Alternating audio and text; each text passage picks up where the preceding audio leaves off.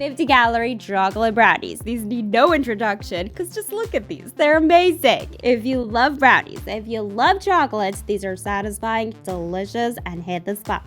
Hard to believe these are only 50 calories.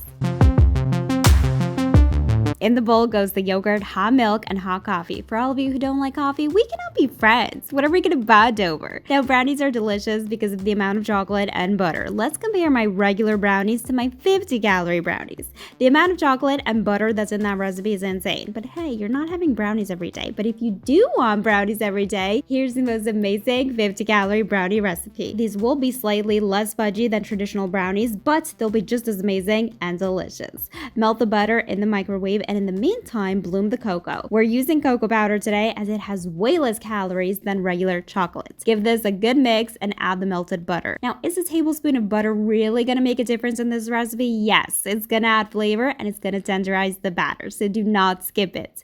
Add a 0-calorie sweetener of your choice, and if you're new to my channel, hello there, welcome. Make sure to subscribe and click that notification bell. I post new videos every week. I've gone ahead and added the egg, and we're gonna mix in the flour, salt, and baking soda. Once you add the dry ingredients, you want to mix these just until combined. I did not speed up the video, nor did I edit this part of the video because I want to show you just how fast this comes together. I want to say this took 20 seconds to combine. Your batter at this point is ready to be poured into an 8-inch square baking dish, lightly greased and lined with parchment paper. You want to spread the batter as evenly as you can, and you're going to pop this baby in a preheated oven at 180 degrees Celsius or 350 Fahrenheit for around 13 to 15 minutes. Do the toothpick test. We want some crumbs, but no wet batter.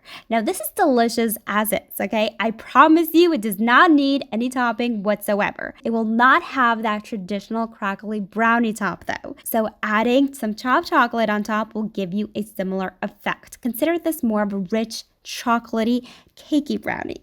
You gotta trust me, it's amazing. Actually, you know what? Don't trust me. Make this yourself to see just how amazing this is. Without the chocolate, it's gonna be 50 calories per piece. With the chocolate, it's gonna be 65 calories per piece. So still very low in calories. I really wanted this recipe to be absolutely melt in your mouth delicious. I've seen a lot of low-calorie brownies that call for pumpkin or avocado or applesauce.